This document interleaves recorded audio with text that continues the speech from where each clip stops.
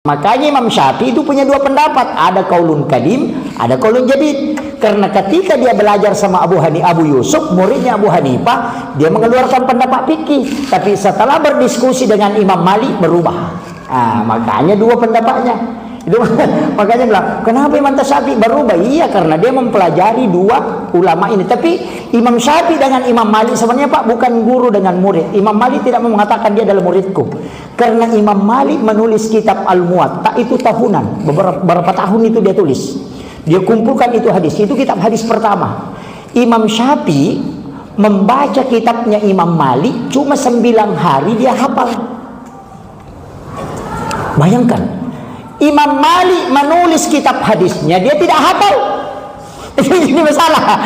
Makanya ketika Imam Syafi'i minta berguru ke Imam Malik kasih saran, sebelum kau berguru saya punya kitab ini, baca dulu. Imam Syafi'i mengatakan saya sudah hafal. Langsung dia kaget, kau hafal, nah saya yang tulis tidak hafal. Makanya dia tes, dia hafal betul. Makanya Imam Malik mengatakan, wah tunggu dulu, kau tidak usah berguru sama saya, kita berdiskusi. Makanya Imam Syafi'i dengan Imam Malik itu diskusi.